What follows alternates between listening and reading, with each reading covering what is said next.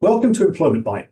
I'm Stefan Martin and I'm joined today by Kathy Savage to talk about the UK Employment Rights Act and what employers should do to prepare for it. Kathy, it feels like it's been a long time coming, hasn't it? It certainly has.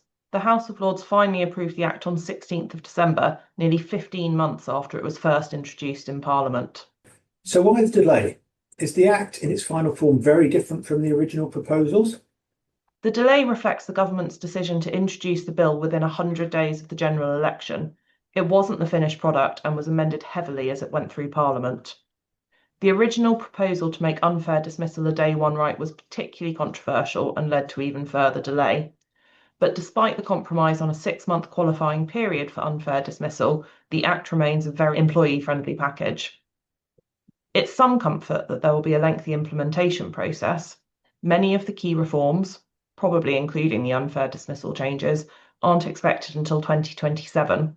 Before then, we'll have several more consultations clarifying how some of the new rights will actually work in practice. In today's bite, we're going to highlight the main changes to individual employment rights in the short, medium and longer term, based on the government's implementation roadmap. There could be changes to the timeline, obviously. So when do we expect the first changes to take effect? April is the first important date for most clients, and at that point, paternity leave and parental leave become day one rights. Is that a significant additional burden? I suspect it's not the change employers will be most concerned about.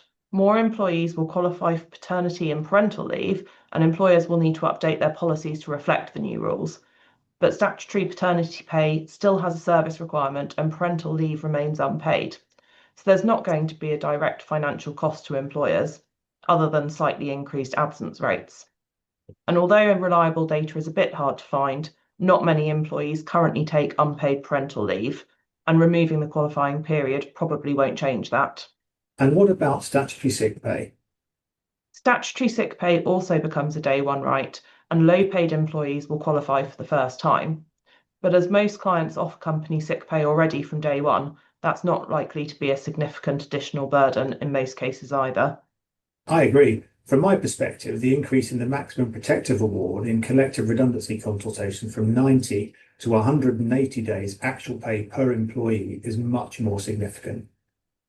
Employers considering collective redundancies next year should be even more aware of information and consultation obligations, and the potential financial risk of failing to consult would be half a year's pay per employee, and you can't fully mitigate that risk with settlement agreements.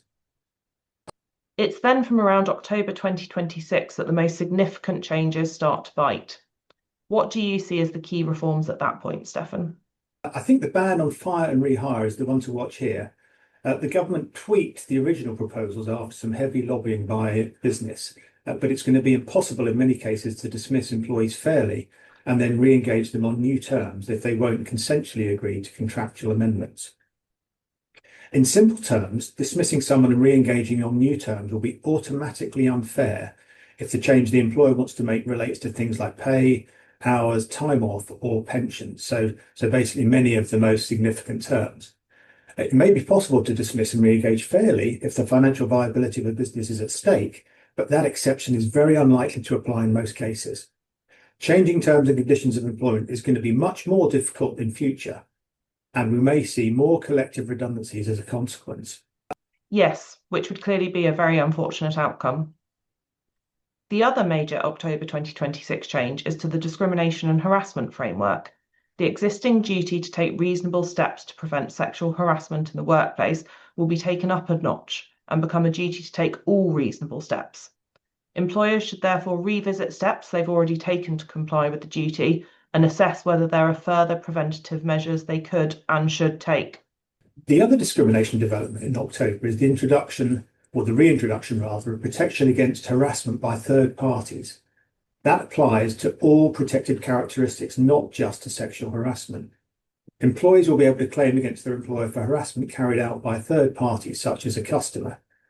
There'll be an all reasonable steps defence, so employers should check their current approach to harassment in all its forms, recognises and addresses the risk of third party harassment.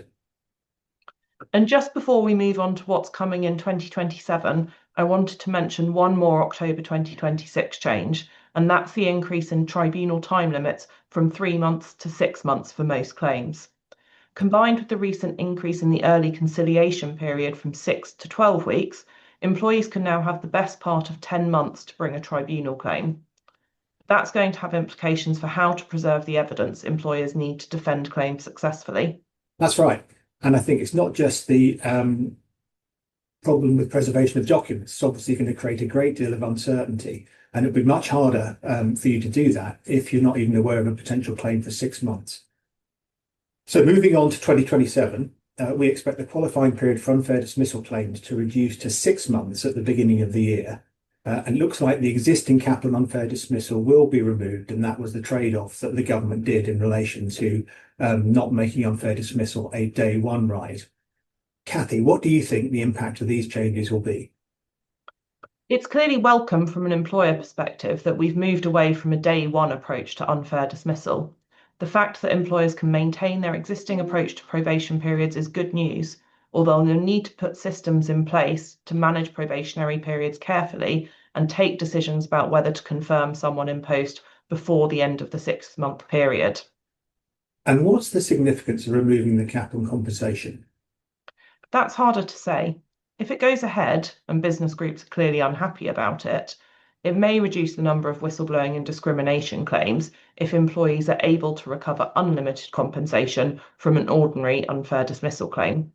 However, it's likely to be harder and more expensive for employers to settle claims in future, and that's especially true for highly paid employees, and if employees have unrealistic expectations and don't appreciate that compensation is still linked to actual financial loss.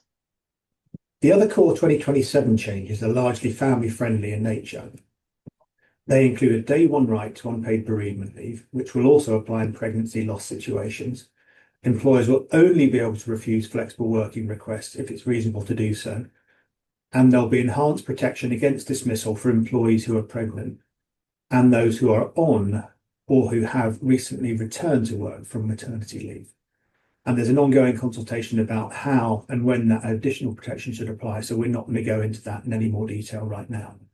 Another outstanding issue is whether protection will only apply to those who are pregnant or taking or returning from maternity leave, or to employees taking other forms of extended family-related leave. It remains to be seen whether employees taking adoption leave or longer periods of shared parental or neonatal care leave will also have enhanced protection. Last but not least for today, collective redundancy thresholds are likely to change in 2027. This will affect employers with multiple workplaces, as collective consultation obligations may also apply to redundancies taking place across more than one location. The government hasn't said what the dismissal thresholds will be, and that's another matter for consultation. You say last but not least, Stefan, but so far we haven't mentioned the new right to be offered guaranteed hours for workers on 0 or low hour contracts and some agency workers. Largely because they're among the most complicated provisions in the Act, and as with many other areas, we still don't know exactly when or how the rights will apply. The details being worked out, and we'll keep clients updated as proposals unfold over the coming months. That's the end of today's whistle-stop tour of the UK Employment Rights Act. We'll continue to unpack the Act and its implications for clients, so watch out for more episodes of Employment Bite in the coming months.